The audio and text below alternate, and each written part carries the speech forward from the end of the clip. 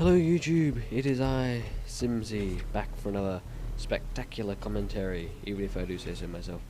And today I thought I'd talk on the topic of free-to-play games, because as you can see here, I have gameplay of Blacklight Retribution, which is probably the best free-to-play shooter currently on the market. And they've just launched some Australian servers, so I've really been getting into that and having a lot of fun with it. And it's a great game, and I'll just sort of expand on that. Like, most free-to-play titles out there, free-to-play gaming sort of was born in Korea, where they have the big LAN events and stuff like that. And so a lot of the free-to-play shooters are Counter-Strike clones, so you know, tactical-based combat, no scopes, no anything like that. Well, you got scopes and the snipers, but really a lot of Counter-Strike stuff. And the only free-to-play shooters I've seen that have gone off that would be Warrock, which is more like a Battlefield clone, the actual Battlefield free-to-play games, and what was the other one? Oh yes, Alliance of Valiant Arms is still pretty similar to Counter-Strike, but Blacklight Retribution sort of more follows in the wake of Call of Duty. Well, it follows in the original Blacklight Tango Down, which was released as an XBLA game or a PlayStation Network game a few years ago. I can't remember when. I didn't play it myself, but apparently it was a pretty poor game. And so Perfect World, the creators behind Perfect World Entertainment, the creators of Perfect World, Forsaken World, and the publisher of a number of other free-to-play games, picked up the developer and said, hey, you know, this Blacklight game, we've seen some potential in it, perhaps you could make a better one. And so they did.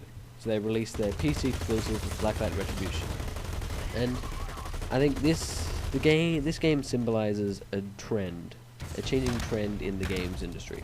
A lot of companies now are looking towards free-to-play games, like the recent announcement of Crytek that after Crysis 3, they're going to be focused mainly on free-to-play games and stuff like that. So, the way I see it is, this could go both ways, because as an example, in this video, there's a guy, something Asian, no, I'm not being racist here, that's his actual name, it has Asian in it, and his abilities are just overpowered, like really, really over the top. And you can see those kind of people that pay money in these free-to-play games kind of have an advantage. Like right there, that was him there, I think. Yes, that's him. You can tell by his armor and his weapons and the amount of bullets it takes for him to kill you that he's paid money. And that's my only problem with free-to-play games, because as they're free, the only way the developers and publishers have of getting money is, of course, microtransactions, which is where the player will pay, say, $10, you get a number of points, and you can spend those points on something in-game. It's similar to Microsoft points when buying from Microsoft, or the Xbox Live Arcade, except you're buying items in-game and not games themselves. And so, this really is where free-to-play games, that's what really ruins it for most people. The fact that with some people the skill element is taken out and the money element is put in. Now at the moment I think Blacklight Retribution has, it's fairly balanced. I haven't met, like, a majority of people that I've played with haven't been overpowered, or really, really overpowered. And like the gun I'm using here, I get on a pretty good streak at around this part of the game. The gun I'm using here has only got about 3 different attachments to it. And you know, I get a decent streak going, and you know, so you can do pretty well in this game even if you're a free player like myself. Like, I haven't paid a cent in any of these free-to-play games. And so yes, the game mode that is being played on the game right now is kill confirmed, and I wonder where they got that idea from. But it's like, it's good that the game is sort of branching out from the standard Counter-Strike model, but yeah, they could obviously change some names of the game modes, and the game has its own individual game modes. Like there's one where there's a point hacking one where it's mainly domination, and there's another one where there's yeah, it's domination, but like players can hack the points to speed it up, as opposed to, you know, sitting around and waiting for the enemy to pop around the corner and kill them. You can hack the point to speed it up. The only problem with that is that you're taken out of the combat. You can't actually shoot anybody when you're hacking. This also goes for the thing like there. What I did just then is you can pull that up for about 5 seconds or so, and that'll give you the position of every single enemy on the map.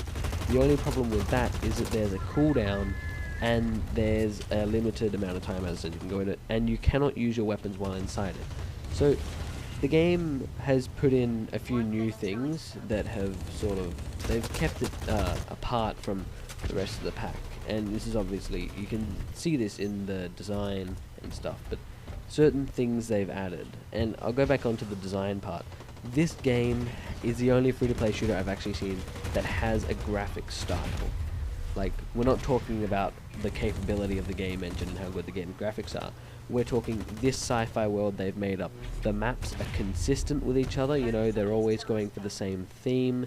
And it's just, well, it's a really beautiful world that they've constructed. All the maps are nicely detailed, and you can tell that this kind of a free-to-play game is a more high-quality one.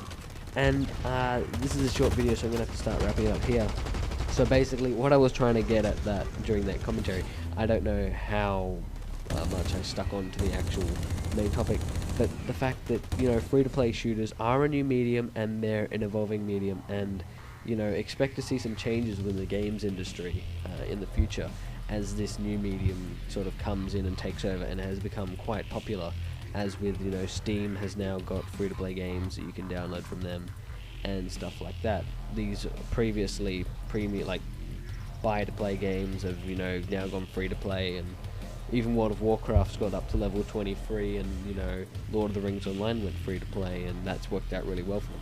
So I'm going to wrap it up here. Yes, this is Simsy signing off.